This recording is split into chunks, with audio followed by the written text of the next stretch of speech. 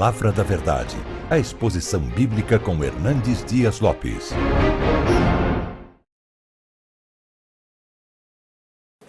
Convido você para abrir sua Bíblia comigo em Romanos, capítulo 1, verso 1.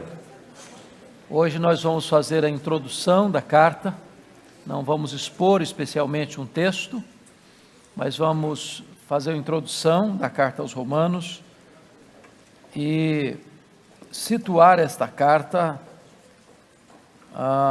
no Novo Testamento, entender a sua relevância, quem escreveu, quando escreveu, para quem escreveu, por que escreveu. Esses dados são importantes para depois nós entrarmos no conteúdo desta robusta epístola de Paulo. Romanos 1, verso 1. Vamos juntos todos? Paulo, servo de Jesus Cristo, chamado para ser apóstolo, separado para o Evangelho de Deus. Estudar a carta de Paulo aos Romanos é um grande desafio, é um grande privilégio e uma imensa responsabilidade, porque a carta de Paulo aos Romanos é, de forma justa, considerada como o maior tratado teológico, doutrinário de todo o Novo Testamento. Mais do que uma epístola, é um tratado. Diferentemente das outras epístolas, Paulo não escreve esta carta para resolver algum problema existente em uma determinada igreja, mas ele escreve esta carta para fazer uma espécie de grande defesa da fé. Se o pastor Arival nos falou hoje sobre batalhar pela fé, diríamos que Romanos expressa o conteúdo dessa fé. Então, Romanos é uma espécie de exposição e ao mesmo tempo defesa do Evangelho da Graça. É um manifesto cristão. E alguém já considerou que Romanos é o Evangelho segundo Paulo. E alguém já disse também que Romanos é certamente o maior livro escrito na história da humanidade. É quase impossível exagerar acerca da importância desta carta na história da igreja. Os momentos mais importantes da história da igreja tiveram Romanos como pano de fundo.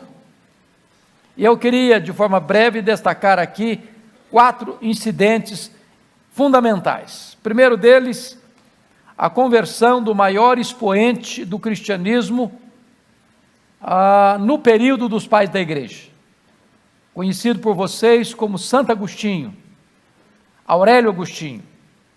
Sua mãe, Mônica, orou por ele praticamente 30 anos.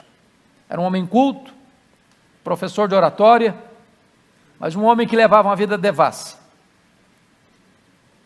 Mas o Evangelho o cercava.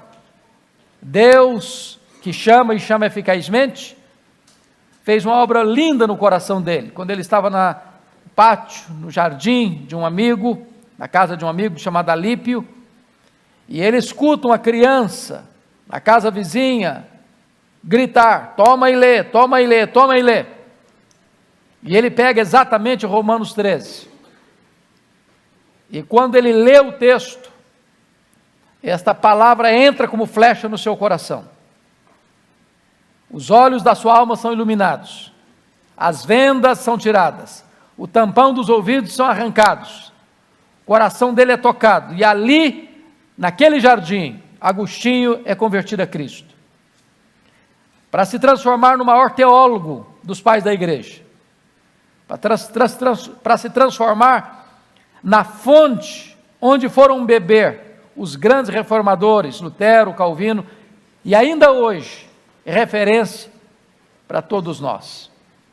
Deus usou o texto de Romanos 13 para levar este homem à conversão. Mas você pode lembrar também que a reforma protestante tem como base Romanos. porque o monge agostiniano Martinho Lutero, que por uma experiência que teve, ele estava estudando para direito, era o sonho do seu pai ser advogado, e numa determinada circunstância da vida, ele é colhido por uma tempestade, ele era muito místico, e ele percebe que ele vai morrer, porque ele viu um raio caindo perto dele, fulminando uma pessoa, e ele então, naquele desespero, ele prometeu a Santa Ana, que era a padroeira dele, que se ele fosse liberto da morte, ele entraria para o convento. E ele foi liberto da morte, para cumprir a promessa, ele entrou para o convento a contragosto do seu pai. Tornou-se um monge, de uma ordem muito rigorosa, a ordem agostiniana, dos agostinianos. E ali ele tentou buscar a sua salvação. Ele se flagelava, fisicamente. Ele frequentava o confessionário todos os dias. Gastava 2 horas confessando detalhada e meticulosamente seus pecados, de certa forma provocando um grande desgaste no padre que recebia essa confissão. Chegou um dia que o padre disse para ele: ô Lutero, no dia que você tiver um pecado sério, você vem aqui, eu não aguento mais as suas ladainhas. Mas ele era atormentado pela culpa, até o dia que ele encontra pouso seguro para sua alma em Romanos, ao ler: o justo viverá pela fé. E ele era professor em Wittenberg, e começa antes da reforma a ensinar a carta aos romanos nessa universidade. E foi pela graça de Deus, baseado nesta carta e neste texto da justificação pela fé, é que vem então a reforma protestante do século XVI, e vocês bem conhecem, quando Johannes Gutenberg, enviado pelo Papa Leão X, vai para a Alemanha vender indulgências, porque estava precisando de dinheiro para a construção da Basílica de São Pedro. E então é que Lutero, no dia 31 de outubro de 1517, vai fixar nas portas da igreja de Wittenberg as 95 teses, deflagrando a reforma protestante do século XVI. Mas mais tarde, no século XVIII, tem um outro episódio interessantíssimo, na rua Aldersgate, num grupo chamado Clube Santo, e eles estavam reunidos para oração, e lá estava entre eles o jovem John Wesley. E John Wesley era um crente, ele era filho de crente, e ele tinha uma vida espiritual já, do ponto de vista de conhecimento, bem aprofundada, mas a sua experiência com Deus não era ainda tão profunda. E Deus toca o coração dele com a leitura do prefácio, do comentário de Lutero à carta aos Romanos. Aí o coração dele é aquecido, e isso vai desembocar numa outra experiência, no dia 31 de dezembro de 1739, quando nesta reunião de oração, o Espírito Santo desce com grande poder e os reveste, onde estava ele, George Whitefield, seu irmão Carlos Wesley, e começa ali o grande reavivamento inglês do século XVIII, que salvou a Inglaterra da Revolução, do banho de sangue da Revolução Francesa.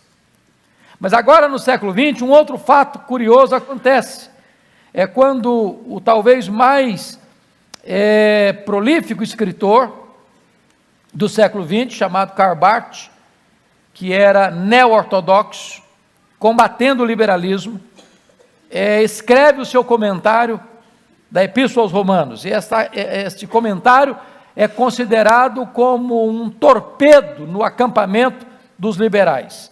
Então, dentre tantas outras coisas que vale a pena destacar, destacamos esses 4 pontos: conversão de Agostinho, reforma do século XVI, experiência profunda de John Wesley e o comentário de Karl Barth agora no século XX. Vamos pensar nessa carta, quem escreveu? Bom, Paulo tem, diferentemente dos evangelhos, todos os nossos 4 evangelhos contidos na Bíblia são anônimos, não é verdade?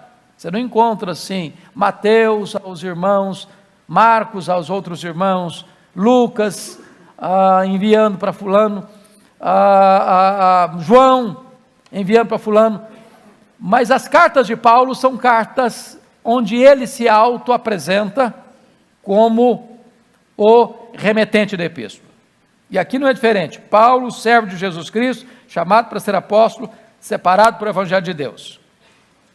Ele é o autor humano desta carta, porque o autor divino é o Espírito Santo. Precisamos entender que quando Paulo escreve esta carta e as outras, nós não cremos naquela ideia de inspiração, onde Deus anula a personalidade, o pano de fundo, a história, o conhecimento do escritor, ditando palavra por palavra, vírgula por vírgula. Não é assim que nós cremos na inspiração. Nós cremos que o Espírito Santo assistiu, revelou, mas aquele conteúdo revelado e assistido pelo Espírito Santo passa pela personalidade do escritor. De tal maneira que Pedro tem um estilo, João tem outro estilo, Paulo tem outro estilo. E quando Pedro está escrevendo a sua última carta, sua segunda carta, ele fala lá que Paulo, nosso irmão, com a sabedoria que Deus deu a ele, escreveu coisas difíceis de entender. Isso é um alívio para mim. Porque se o próprio apóstolo Pedro achou que Paulo escreveu coisas difíceis, então não é só você e eu que achamos isso. Então Deus deu a ele uma sabedoria, de certa forma, diferenciada.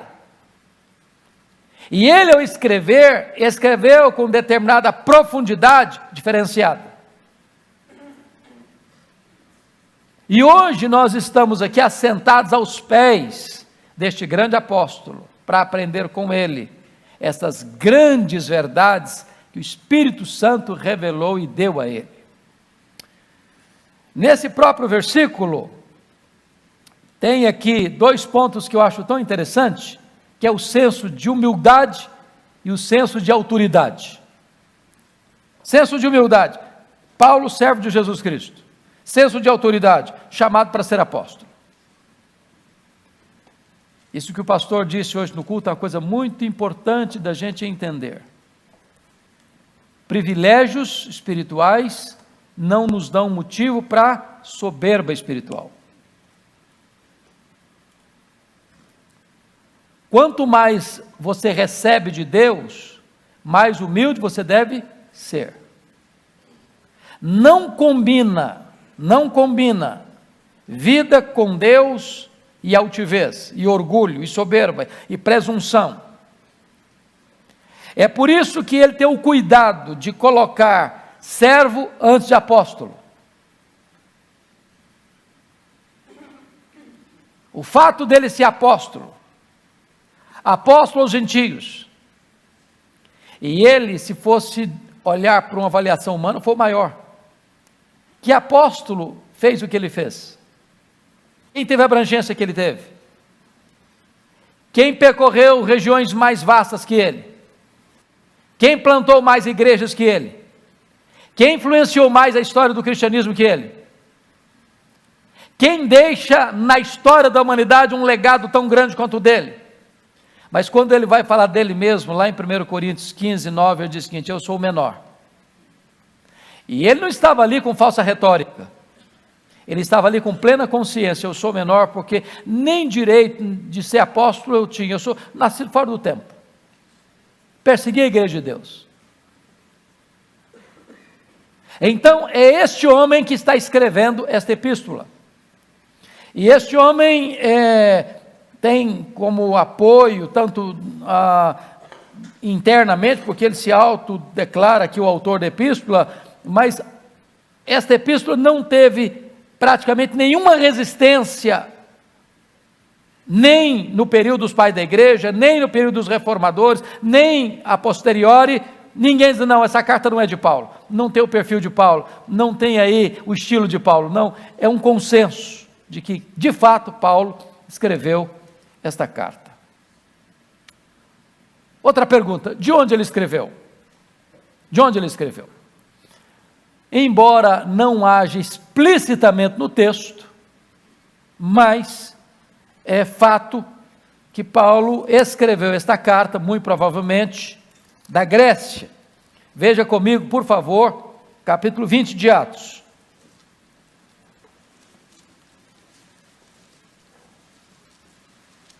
verso 2 e 3.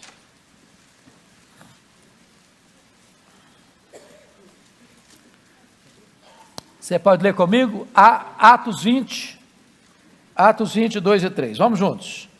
Havendo atravessado aquelas terras, fortalecendo os discípulos com muitas exortações, dirigiu-se para a Grécia, onde se demorou 3 meses.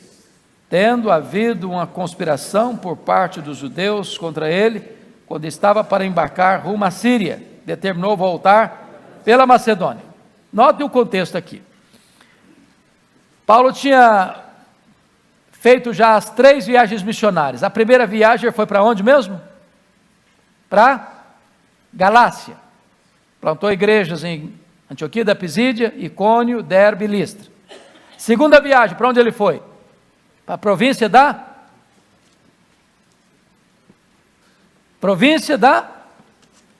Macedônia, cuja capital era Tessalônica, e plantou igrejas em Filipos, Tessalônica e Bereia, passando de raspagem por Atenas e chegando a Corinto, onde ficou 18 meses. Terceira viagem, para onde ele foi? Para Éfeso, capital da Ásia Menor, ficou lá 3 anos. Agora ele está saindo de Éfeso para levar uma oferta para a igreja da Judéia. Preste bem atenção nisso. Por que ele está indo para Jerusalém? Por que está levando essa oferta? Porque no período de Cláudio, e vocês sabem que Cláudio foi o imperador que antecedeu Nero. Se Nero começa a reinar em 54, então Cláudio precede ao ano 54. E a Bíblia diz que houve um tempo de fome na época de Cláudio. Não bastasse essa crise mundial econômica, está escrito em Atos 18:2, você pode conferir isso, olha aí por favor. Atos 18:2, que esse Cláudio, imperador, expulsa os judeus de Roma. Pode ler comigo? Lá encontrou certo judeu chamado Áquila, natural do Ponto, recentemente chegado da Itália, com Priscila, sua mulher, em vista de ter Cláudio decretado que todos os judeus se retirassem de Roma. Paulo aproximou-se deles.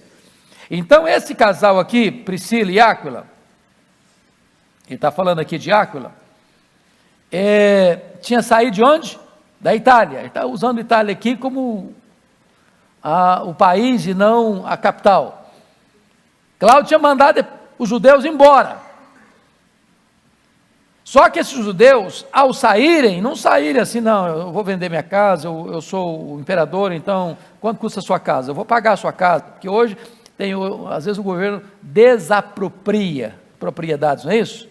Para usar para alguma finalidade do governo, vai lá e paga. Não foi assim.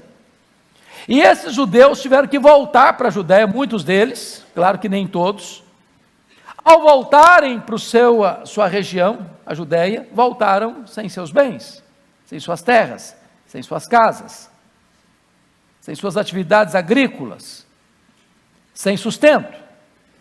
O que Paulo faz? Paulo levanta uma oferta especial entre as igrejas gentílicas da Macedônia e da Acaia. Portanto, nós estamos falando aí de Filipos, de Tessalônica, de Bereia, de Corinto, para levar para esses pobres da Judéia. Esses pobres da Judéia. Quando ele está saindo de Éfeso para levar essas ofertas, no interregno da saída de Éfeso a embarcar para Cesareia, é que ele escreve essa carta. Quando ele está na Grécia. Não escreve de Éfeso, não escreve de Jerusalém, não escreve de Cesareia, ele escreve antes da viagem. Antes da viagem. Se você parar para perceber, isso nos leva a uma data, por volta do ano 57, ano 58 depois de Cristo. Tá?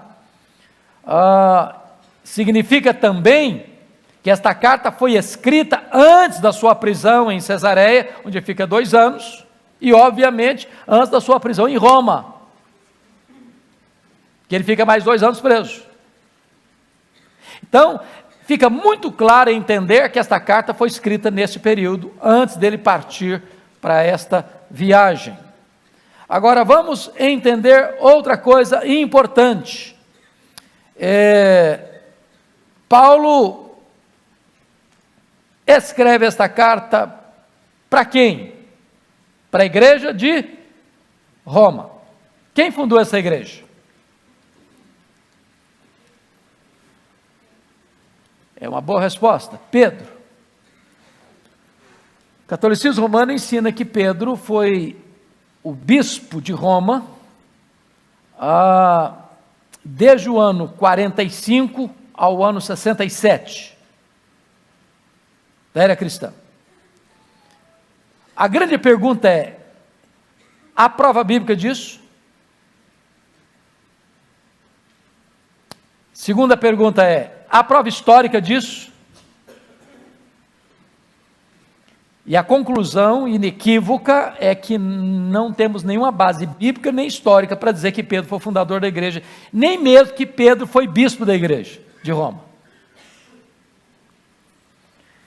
E deixa eu lhes dar uma razão assim bem simples para vocês entenderem. Imagine vocês se Pedro fosse o pastor da igreja, o fundador da igreja, o pastor da igreja, quando Paulo escreve essa carta, que estaria dentro do período que a igreja católica disse que ele era o bispo da igreja, daí o primeiro papa, etc e tal, nós ficaríamos com muita dificuldade no que Paulo escreveu. Abre Romanos agora. Abre Romanos agora. Olha o que Paulo diz em Romanos. Romanos capítulo 1. Versículo 11. 1:11. Olha aí. Vamos juntos? Porque muito desejo ver-vos, a fim de repartir convosco algum dom espiritual, para que sejais confirmados. Agora o verso 13. Porque não quero, irmãos, que ignoreis que muitas vezes me propus ir ter convosco, no que tenho sido até agora impedido, para conseguir igualmente entre vós algum fruto, como também entre os outros gentios.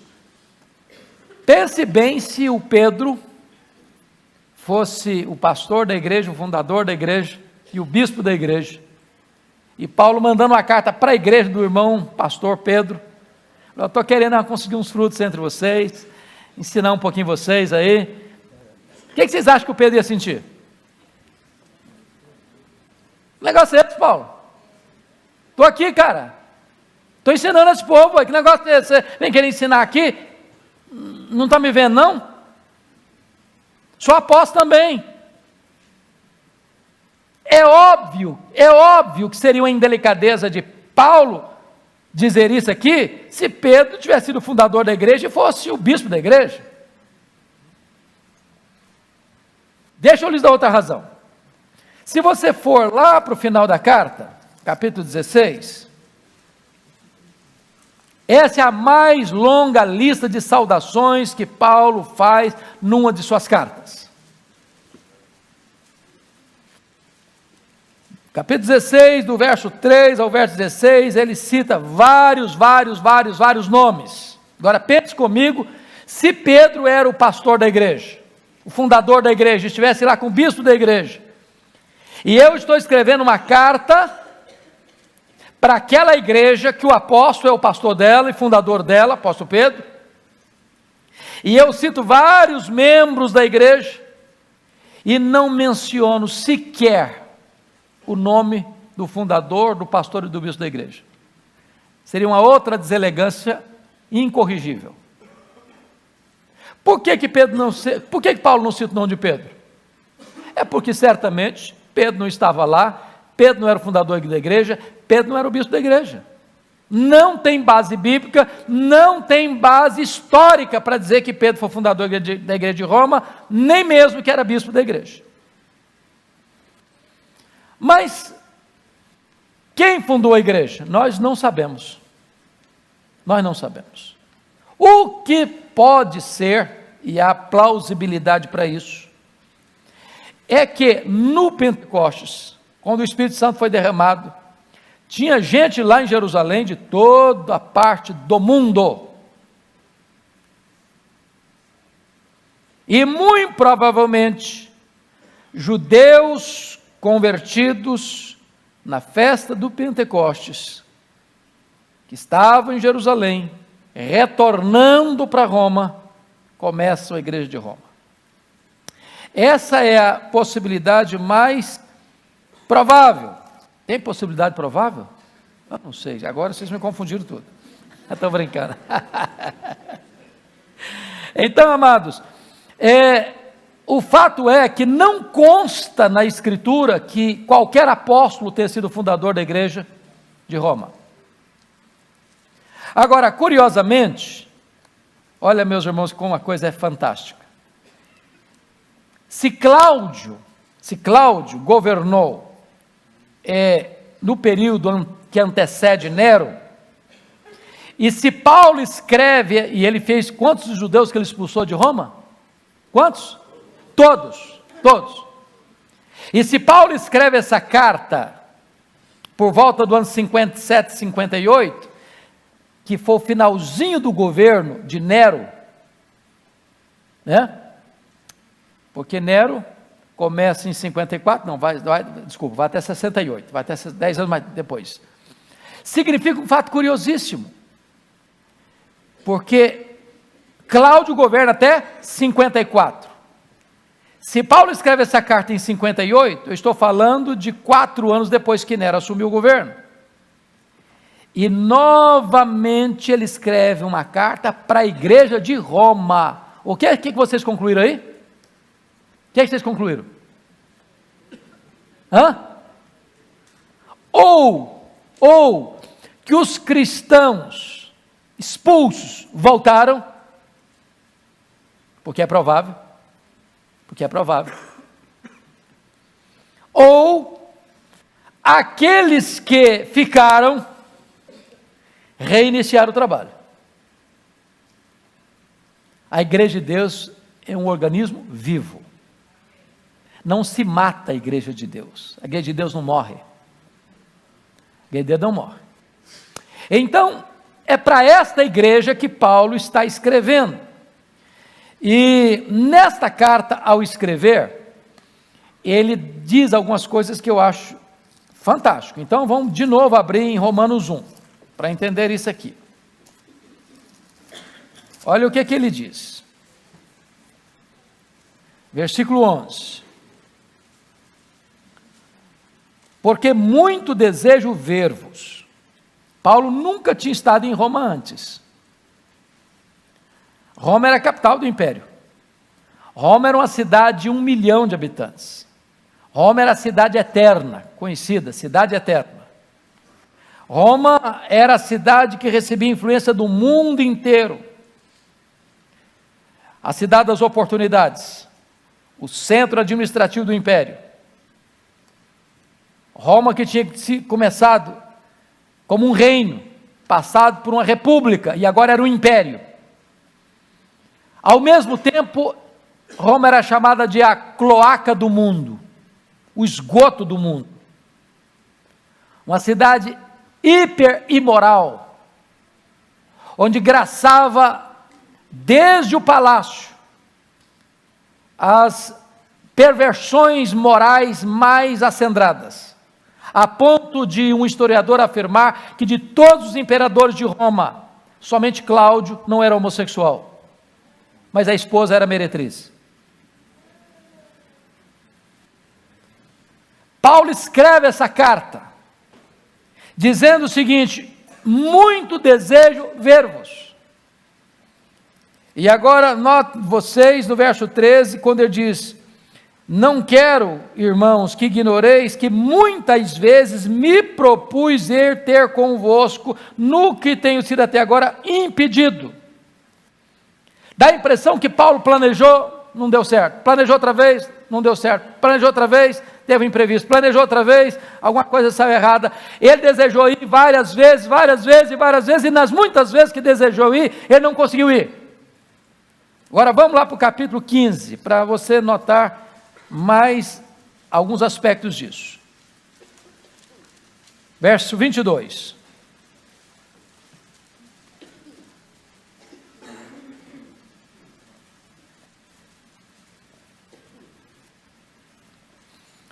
Essa foi a razão, verso 22, porque também muitas vezes me senti impedido de visitar-vos. Mas agora, não tendo já campo de atividade nestas regiões de onde ele escreve, e desejando há muito visitar-vos, note vocês que ele está dizendo o seguinte: olha, eu já esgotei meu campo de trabalho aqui. Eu já preguei o evangelho na província da Galácia, na província da Macedônia, na província da Caia, na província da Ásia Menor, e agora eu quero ir para um campo novo, onde Cristo não tenha sido pregado ainda. Mas veja o propósito dele. Olha aí, versículo 24. Penso em fazê-lo quando em viagem para a Espanha, pois espero que de passagem estarei convosco, e que para lá seja por vós encaminhado, depois de haver primeiro desfrutado um pouco a vossa companhia. Mas agora estou de partida para Jerusalém a serviço do santo. Então vamos entender isso aqui. Paulo era um missionário, e um missionário estratégico.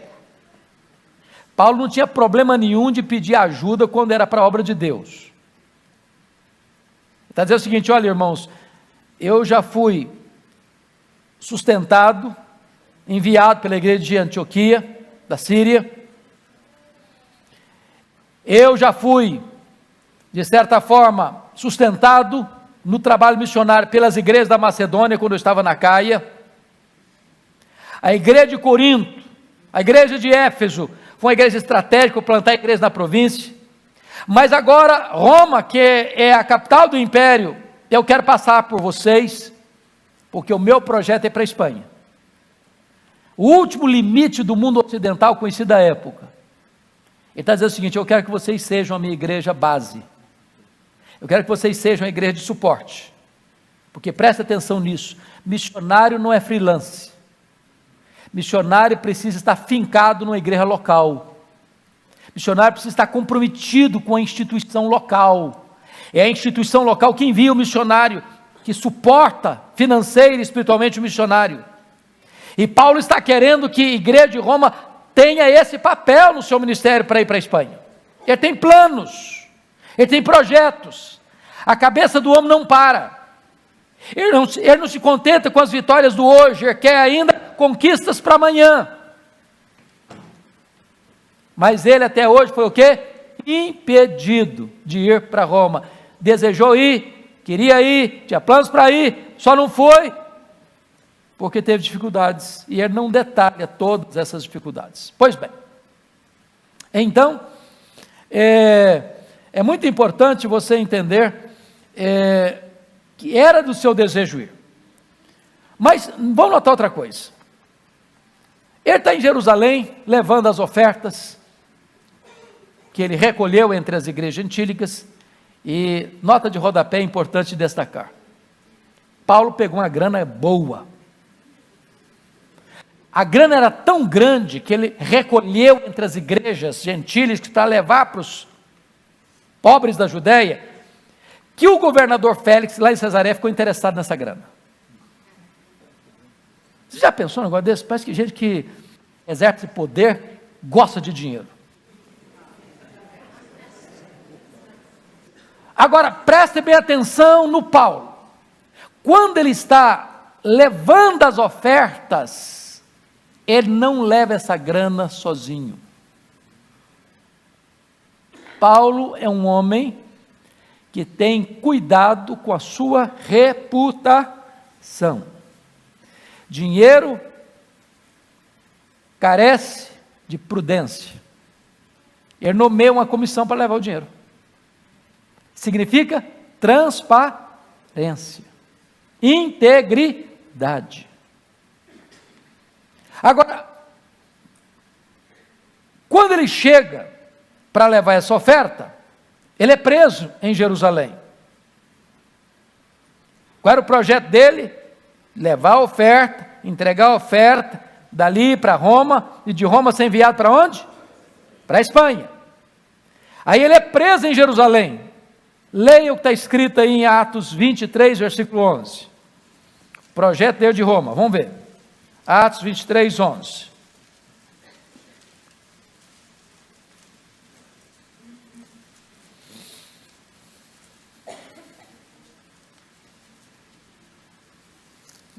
Encontraram aí? Então vamos ler. 23, versículo 11. Vamos juntos. Na noite seguinte, o Senhor, pondo-se ao lado dele, disse: coragem, pois do modo por que deste testemunho a meu respeito em Jerusalém, assim importa também o faças em Roma. Quem está dizendo isso para ele? Deus. Agora vamos entender uma coisa. Tem acaso nos planos de Deus? Os planos de Deus podem ser frustrados? Deus usa rascunho nos planos dele? Não. Paulo planejou muitas vezes e foi o quê? Impedido. Ele queria ir para Roma. Agora Deus diz: eu quero você em Roma. Coragem. Ele sonhou chegar em Roma, irmãos, livre, visitar os irmãos, ter um momento gostoso de comunhão com os irmãos. Os irmãos disseram: Paulo, pode ir, filho, pode ir para a Espanha, que nós estamos aqui segurando a corda. Vamos sustentar você. Nós não queremos que você fique preocupado em fazer tenda, mas não, você está muito velho para fazer tenda, então agora você só vai pregar, nós vamos sustentar você. Quando ele chega em Roma, como é que ele chega?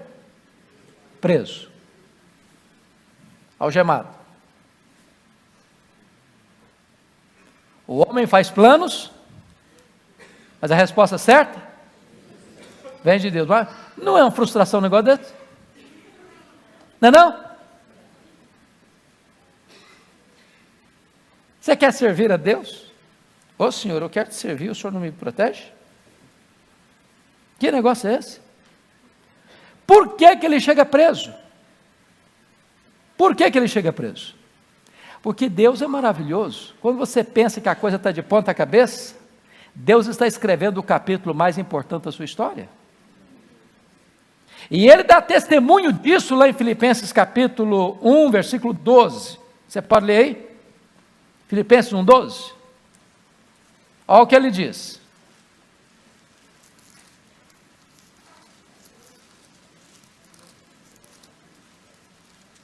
Vamos juntos ler? 1:12. Quero ainda, irmãos, cientificar-vos de que as coisas que me aconteceram têm antes contribuído para o progresso do Evangelho. Que coisas? Chegou preso. E aí 3 coisas aconteceram. Primeiro, a igreja de Roma se mexeu. Quando viu Paulo preso, trabalhando mais do que ele, soltos, falei: que negócio é esse aí? Isso é uma vergonha para a gente. Esse cara está preso e está pregando mais do que nós estamos soltos aqui. Vamos nos mexer. Isso levou o Ray Steadman a dizer que um dos melhores métodos de crescimento de igreja é botar os pastores na cadeia. É que é isso? Está para lá? Notem mais, ele diz aí em Filipenses 2, capítulo 1, confira comigo, versículo 13, de maneira que as minhas cadeias em Cristo se tornaram conhecidas de toda a guarda pretoriana, e de todos os demais. A guarda pretoriana era a guarda de elite do imperador, alta patente, 16 mil soldados de escol. Se Paulo estivesse solto, ele não alcançaria essa elite de Roma. Deus o leva preso, porque só preso ele alcançaria os membros do palácio de Nero. Perceberam isso? Nas palavras de William Cowper, a providência é carrancuda, mas a face é sorridente. Porque ele estava preso, obviamente, ele tem que fazer uma coisa, ele não pode visitar as igrejas, ele vai escrever cartas para as igrejas. Uma coisa é você pregar em Roma, outra coisa é de Roma você escrever cartas. A pregação silenciou-se, as cartas falam ainda hoje. Deus não deixou que ele fizesse algo que cessaria com o tempo, para fazer algo que o tempo não podia apagar. Vocês entenderam porque ele foi tantas vezes desejoso de ir para Roma e não conseguiu?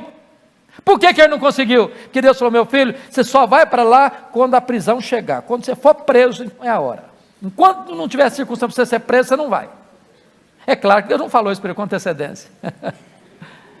Então não reclame da circunstância difícil, porque Deus está no controle. Deus tem um plano. E o plano de Deus não pode ser o quê? Frustrado.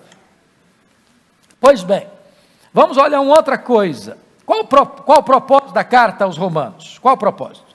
Então ele elenca aqui 5 propósitos. Primeiro, volta comigo lá para Romanos capítulo 15. Romanos 15.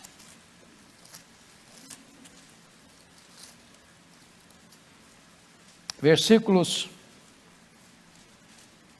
30 e 31. Quem pode ler comigo? 15, 30 e 31, vamos lá? Rogo-vos, pois, irmãos, por nosso Senhor Jesus Cristo, e também pelo amor do Espírito, que luteis juntamente comigo nas orações a Deus a meu favor, para que eu me veja livre dos rebeldes que vivem na Judéia, e que este meu serviço em Jerusalém seja bem aceito pelos santos. Então a primeira coisa que ele está pedindo, meus irmãos, é oração da igreja em seu favor. Eu pude dizer: bom, eu sou apóstolo, não preciso de oração dos irmãos, eu já oro por mim mesmo, minha oração é poderosa, eu sou um cara que tem assim, intimidade com Deus. Para com isso. Para com isso. Você e eu precisamos de oração. Só para pegar a palavra batalhar de novo, ele está dizendo que você luta na oração a Deus. Oração é luta, é guerra, é batalha. Mas qual o pedido que ele está fazendo de oração? Versículo 31, para que eu me veja livre dos rebeldes que vivem na Judéia.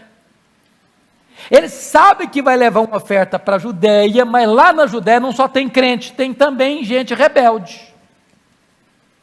Os crentes vão receber a oferta com alegria, mas os rebeldes vão conspirar contra ele, ele já sabe disso antes de viajar. Agora, deixa eu fazer uma pergunta para você. Você é missionário, você está indo para um campo e levando alguma coisa assim muito expressiva para ajudar aqueles irmãos que estão lá no campo, mas você já está sabendo o seguinte: os irmãos vão receber o que você vai levar com muita alegria, mas os que estão no entorno dos irmãos, que são os rebeldes, vão arrebentar com você. Você vai? Meus irmãos, não estou sentindo oportuno ainda a hora de ir. Eu estou sentindo o coração que eu não vou, não. Ele está pedindo oração, para quê? Para que Deus o livre dos rebeldes. E o que é que os rebeldes fizeram com ele?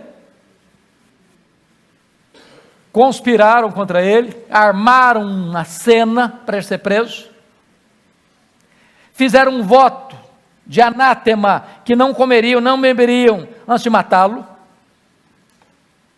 Mas Paulo tinha orado para quê? Para Deus livrá-lo de quem? Dos rebeldes. Deus às vezes não nos livra dos problemas, às vezes Deus nos livra nos problemas.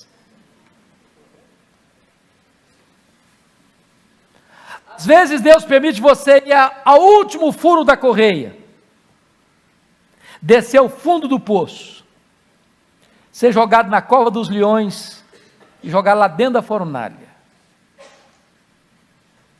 Porque Deus poderia ter tirado os rebeldes do caminho, mas Deus permitiu que os rebeldes fizessem tudo quanto estava no coração deles, mas quem livra, como o pastor disse, é Deus. Quem dá a palavra final é Deus. A nossa vida está nas mãos de Deus. Agora olha o segundo pedido que ele faz no versículo 31.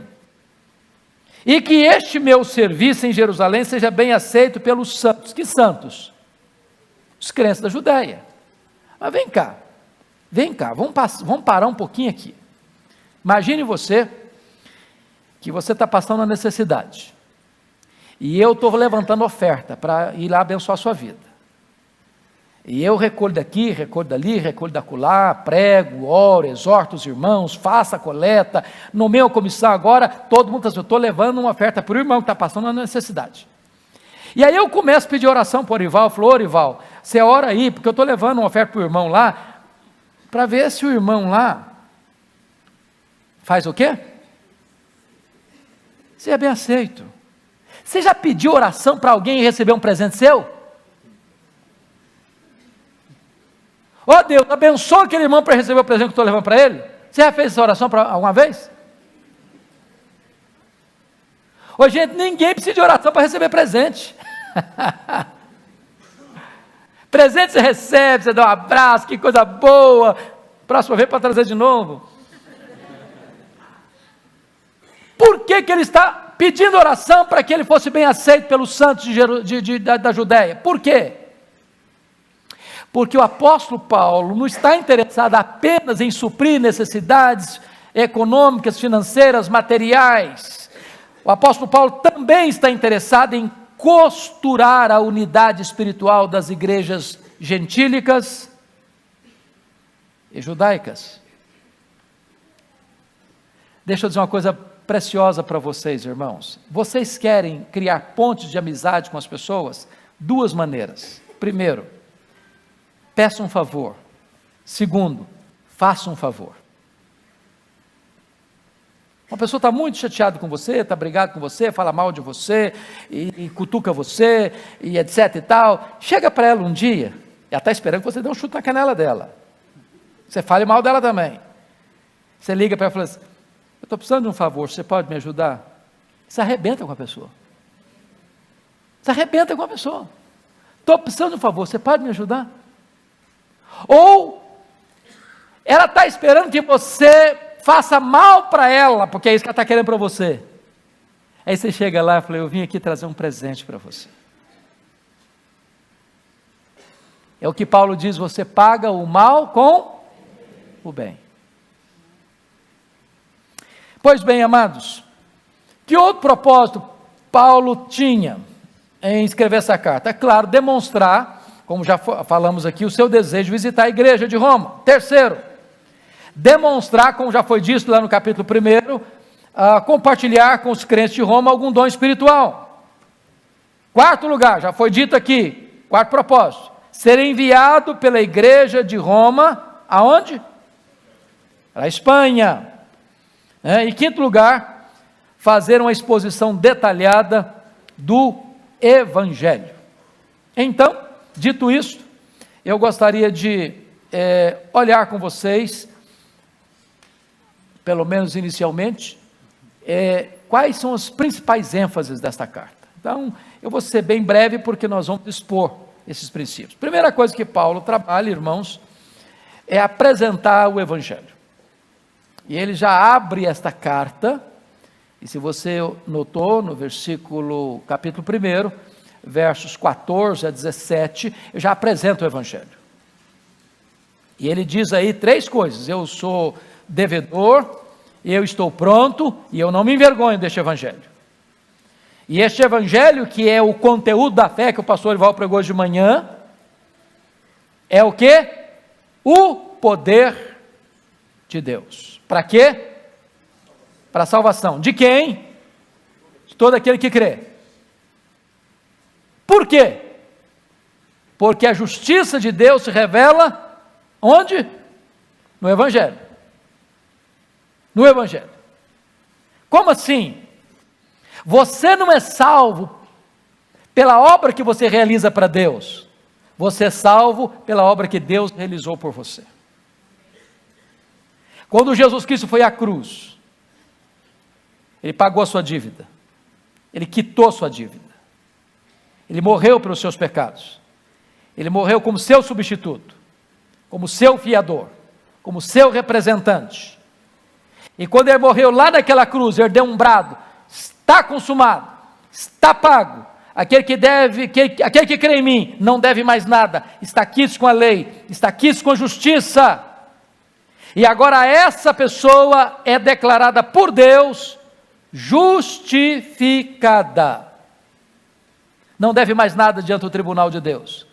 A justiça de Deus se revela onde? No Evangelho. O justo viverá pela fé. E a partir daí, Paulo então começa no capítulo 1, notem comigo, dos versos 18 até o 32, a mostrar a corrupção do mundo. A corrupção do mundo. Isso é uma radiografia da sociedade ainda hoje. Esse negócio aí que vocês estão vendo, ideologia de gênero, que você quase está pedindo, precisa pedir desculpa por ser heterossexual hoje. Me desculpa, gente, eu sou heterossexual. Roma já era assim. Já era assim.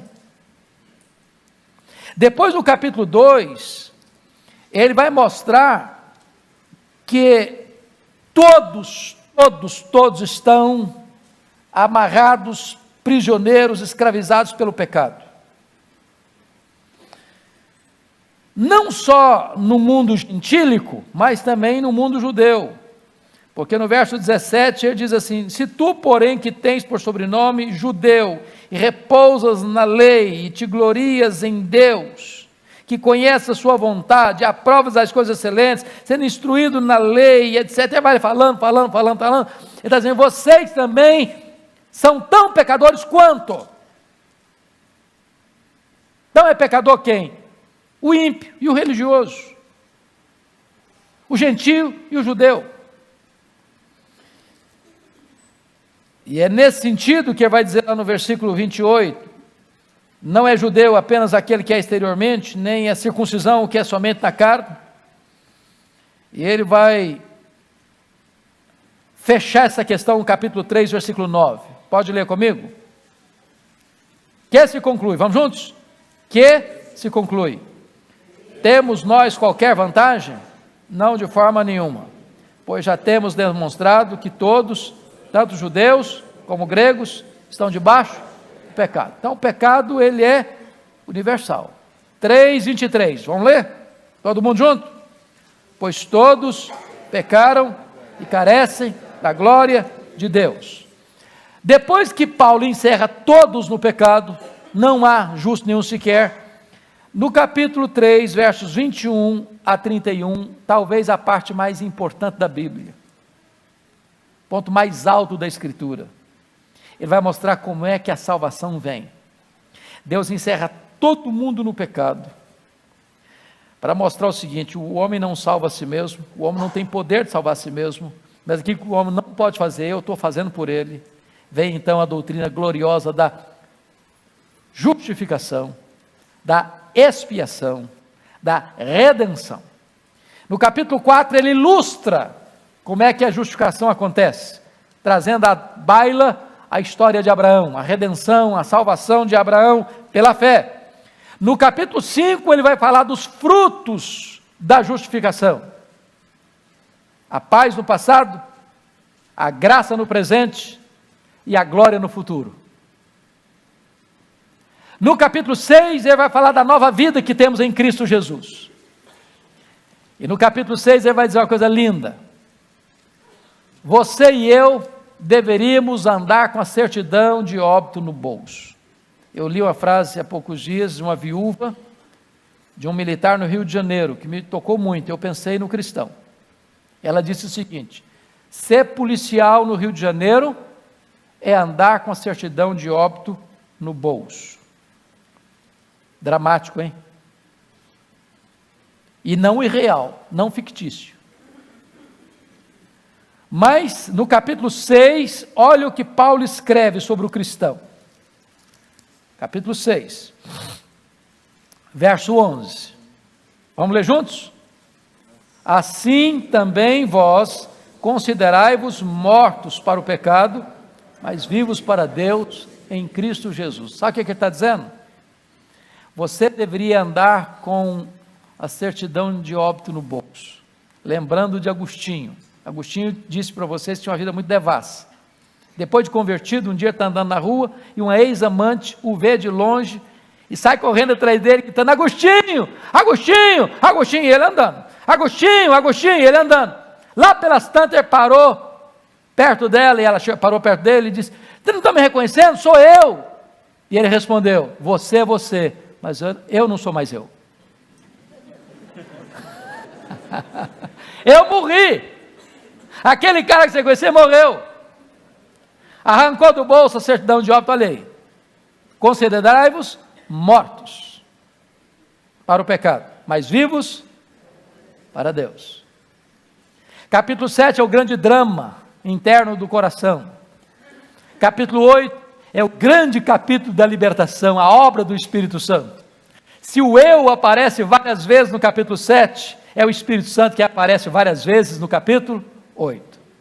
Capítulos 9, 10 e 11, a soberania de Deus na salvação. Capítulo 12 ao 16, a parte prática da carta. Paulo era um teólogo e um pastor ao mesmo tempo. Paulo ensinava a doutrina, mas não como um acadêmico. Ele ensinava a doutrina para aplicá-la na vida. Eu creio, ok. O que eu faço com isso? Isso precisa desembocar na vida, na prática, na ética, no comportamento diário. E essa carta então vai com esses relacionamentos do capítulo 12 ao capítulo 16 e conclui no 16 com as muitas saudações pessoais. Algumas pessoas dizem o seguinte: essa carta, alguns críticos mais modernos, talvez não seja de Paulo, ou pelo menos o capítulo 16 não é de Paulo, porque se Paulo não estava em Roma, se ele não conhecia Roma ainda, como é que ele pode escrever uma carta para Roma e citar tanta gente? As pessoas se esquecem de duas coisas. Primeiro, que Paulo era um camarada antenado com tudo que acontecia no mundo cristão da época. Segundo, é que havia grande mobilidade naquela época para Roma. Tanto é fato, eu disse para vocês, que os cristãos são expulsos, todos os judeus, são expulsos de Roma, o governo de Cláudio, mas poucos anos depois, Paulo escreve uma carta para a igreja de Roma. Então, Paulo, possivelmente, e isso William Barclay sugere essa ideia, eu acho que ela é boa, não cita tanta gente para as igrejas que ele era pastor ou fundara, para não gerar o quê? Ciúmes. Porque você sabe que, deixa eu contar um pecado que eu cometi como pastor. Eu comecei o pastorado em Vitória, no ano seguinte, eu fui a Israel. Sabe o que eu fiz? Peguei um cartão postal bem bonito e mandei para todos os presbíteros da igreja. Ah, meus irmãos, como eu sofri. Porque os diáconos disseram: o senhor só manda para os presbíteros, mas para nós diáconos o senhor não manda. Aí os irmãos falaram: o senhor só manda para os presbíteros, para nós, membros da igreja. Eu senti um drama na pele. Por quê? Porque na verdade o irmão disse: olha que cartão bonito, o pastor me mandou. Eu falei: mandou para você, para mim não mandou não. Fiquei encrencado. Agora eu faço o seguinte: não mando para ninguém, mando para todos, aos irmãos amados da igreja. Pronto, resolvido o assunto. Então esse é o drama que Paulo está enfrentando. Para a igreja que ele nunca foi, não tem problema citar o fulano, o beltrano, o ciclano, não tem ciúmes. Por isso que ele não cita tanta gente para as igrejas que ele já tinha sido pastor, mas um rosário de gente para a igreja que ele nunca tinha ido, porque não tinha problema de ciúmes, de milindres. É bem verdade que hoje não tem mais crente com milindres, né? Povo maduro na fé, hoje não tem esse negócio mais. É uma benção. Pois bem, gente, eu estou muito animado a gente fazer essa maravilhosa viagem na carta aos Romanos. Eu espero em Deus que eu aprenda, você aprenda e nós cresçamos juntos, tá bom? Então ore por este curso que estamos iniciando, este ano de 2018, adentrando para esta mais importante carta de Paulo e esta obra tão preciosa na história da igreja, esperando em Deus ser bênção para você e para mim. Muito obrigado, Deus abençoe. Vamos ficar em pé e vamos orar. Senhor, receba a nossa gratidão por esse tempo tão precioso de estudo. Estuda a Tua Palavra, alegra o nosso coração, alimenta a nossa alma, fortifica-nos na graça, dá-nos gosto, fome pela Tua Palavra. Abre os olhos do nosso coração para entendermos as Tuas verdades benditas, e que elas nos edifiquem, nos consolem, nos animem, e nos façam frutíferos no Teu reino. Em nome de Jesus. Amém.